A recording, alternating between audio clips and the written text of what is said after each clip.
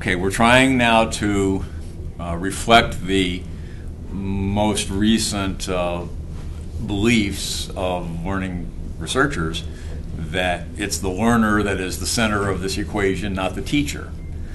We used to have a slogan, you have to sort of morph away from the sage who's on the stage into the guide that's on the side. So we started talking a lot about student-centered learning. And student-centered learning is still kind of teacher-directed in many instances, but we're looking at ways to increase the learner's role in directing the learning activities. And so that's where we talk about learner presence, making the learner aware of their responsibility and giving them the tools and the freedom to make decisions that are in fact meaningful in directing their learning activities.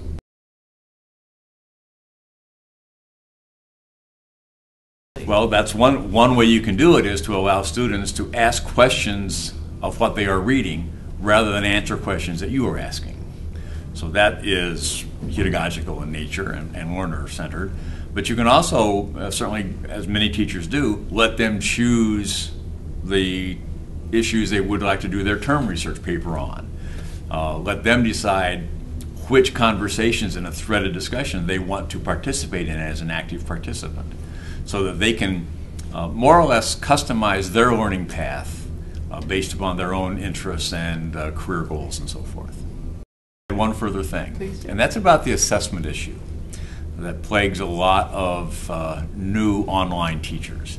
How do they do their best to get valid and reliable assessments of learning?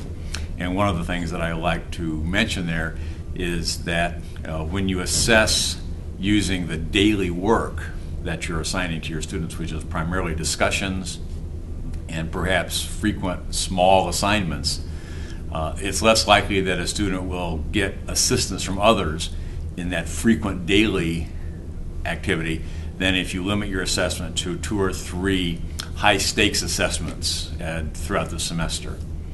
And additionally, if your assessments are customized for each individual learner, for example, I like to use a reflective blog assessment where they have to reflect upon what they have been learning and expound upon how what they are learning impacts them in a personal way, how they think, how they feel, how they act. And it's very difficult for somebody to write that for you. So that would be another way to make sure that the person who's getting assessed is the actual person who's enrolled in the class.